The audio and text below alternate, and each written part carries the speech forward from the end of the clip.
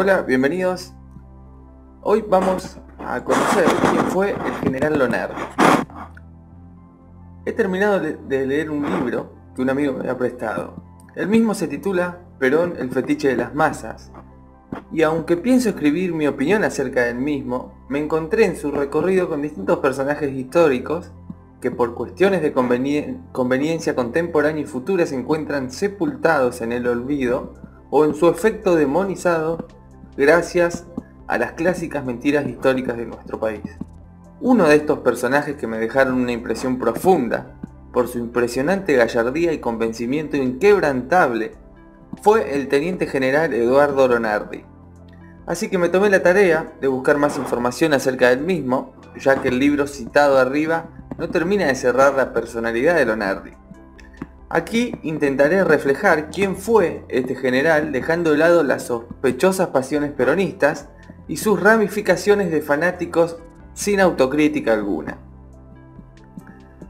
Nacimiento y primeros años militar de Lonardi. Nació el 15 de septiembre del año 1896 en Buenos Aires. En Córdoba se desempeñó como director de la Escuela de Artillería y años más tarde reemplazó en Chile en el año 1942 en papel de agregado militar a un tal Juan Domingo Perón, al cual luego combatiría. En aquel año, envuelto en un caso de espionaje planeado por su antecesor, terminó por quedar detenido en el país vecino. Lonardi es importante por su acción en la época en Argentina de la Revolución Libertadora. Para poder conocer a Lonardi, y de hecho fue la forma en la que conocí su nombre, hay que hablar sobre la Revolución Libertadora y el papel decisivo del mencionado general en la misma.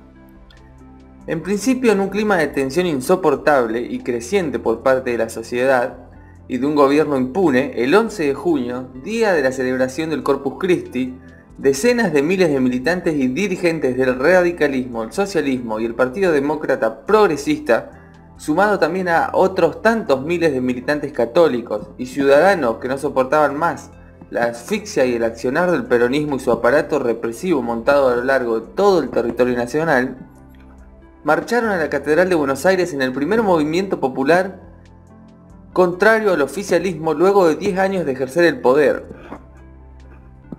Semejante movilización, por supuesto, no fue aprobada por el gobierno. De hecho, la Iglesia le solicitó al mismo la autorización de mover el día de congregación al sábado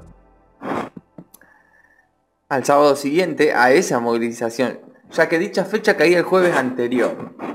Pero tal pedido fue rechazado y la Iglesia, haciendo caso omiso a esta provisión de cambio de día, decidió convocar igual para el sábado, valga la redundancia ya mencionado.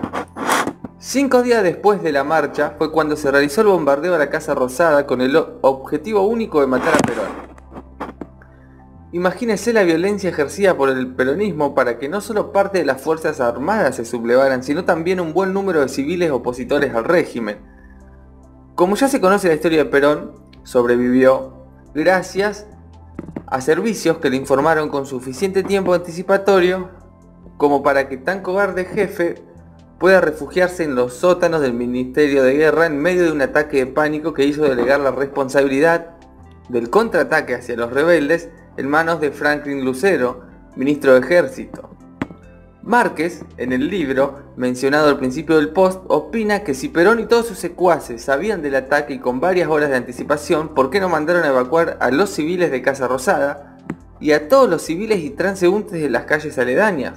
Ya que de hecho las mismas no fueron cortadas al tránsito a pesar de la información de un ataque inminente, generando de esta manera decenas de víctimas inocentes. Entonces, ¿por qué Perón no evacuó? No me digan que tan bondadoso general pretendía usar a los muertos como política, un gran patriota por lo visto.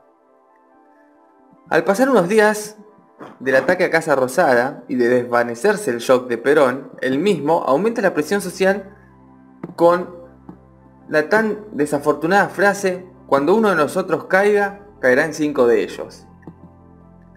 El líder de la CGT incitaba a Perón a armar milicias ante el peligro de un nuevo sublevamiento, y Perón a esto respondía entre comillas, es fácil entregar armas a los sindicatos, lo difícil es quitárselas después. En nuestros tiempos es difícil, y en este actual 2019, poder imaginarse lo caldeado que estaban los días de aquel año 1955. Una forma de ayudar a la imaginación es el siguiente panfleto de Amadeo, quien era un dirigente nacionalista católico, el cual en los primeros tiempos del peronismo apoyó el movimiento, pero por entonces era un firme opositor. El panfleto rezaba lo siguiente: pero cuando un gobierno como el actual no solamente hace tabla rasa de toda ley escrita, sino que pisotea los más elementales derechos humanos, ofende a la religión, a sus ministros y a sus templos, encumbra a los ladrones y encarcela a la gente honrada, intenta enajenar al extranjero el patrimonio nacional, incita a las turbas a la destrucción y al crimen, convierte, en fin, al Estado en enemigo de la comunidad. Cuando un gobierno hace todo eso, los militares que lo apoyan no se entregan a la causa del orden y respaldan la ley. Porque los militares, huelga decirlo, son también ciudadanos y son también hombres. Y como hombres tienen la obligación natural, aunque no está escrita en ningún código ni figura en ningún decálogo, de procurar que la vida privada y pública de su país se desenvuelva en condiciones mínimas de decencia y dignidad. En esta lucha, que para nosotros apenas comienza, todavía no es tarde para que el ejército, nuestro noble ejército, escriba una de sus grandes páginas devolviendo a la nación argentina su honra y su libertad. El país aguarda su decisión con angustiadas esperanzas. Semejante panfleto fue impreso millones de veces. Ahora pasemos al sublevamiento en sí. La unidad naval militar, lista para rebelarse, apuran al general Aramburu a levantarse en armas antes del 17 de septiembre.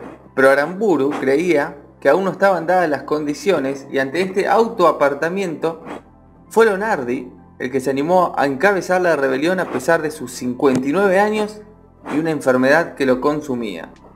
Isidoro Ruiz Moreno describe la desalentadora situación de los revolucionarios.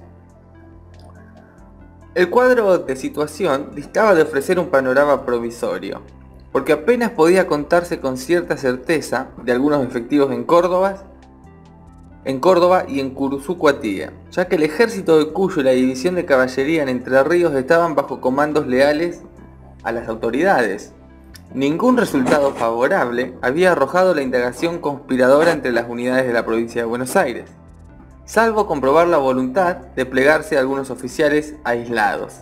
La marina se mostraba más compacta y la fuerza aérea era una incógnita, aunque sus elementos jóvenes podían considerarse favorables al levantamiento. Finalmente, todo tomó su curso. Lonardi viajó el miércoles 14 a Córdoba en un autobús que él mismo tomó en la estación de Plaza 11, con su uniforme militar en un bolso de mano, y una semana después regresó como presidente de la Nación Argentina, y para lograr tal objetivo debió combatir ferozmente contra 20.000 militares leales, contando él solo con 4.000, superado en número 5-1. Fue tan heroica y dramática la situación de resistencia en Córdoba que Lonardi, consciente de la precariedad de su situación y sin poder ver cuánto más podría resistir, le dijo al coronel Arturo Osorio Arana las siguientes palabras: bueno, Osorio, creo que hemos perdido, pero no nos rendiremos, vamos a morir aquí. Cuando el conflicto armado termina, Perón logra huir con la más notable cobardía hacia el Paraguay. Huye no porque eran los sublevados quienes querían su cabeza, ya que fueron sus contrincantes quienes aseguraron la escolta del derrocado hacia Paraguay. Huye porque la ciudadanía lo quería matar. Asume la Junta Militar alias Revolución Libertadora. La misma contó con dos líneas políticas muy claras. Lonardi, acompañado por nacionalistas católicos, buscaron la conciliación con sectores políticos y sindicales del peronismo, con la clara condición de que se distancien de la figura de Perón.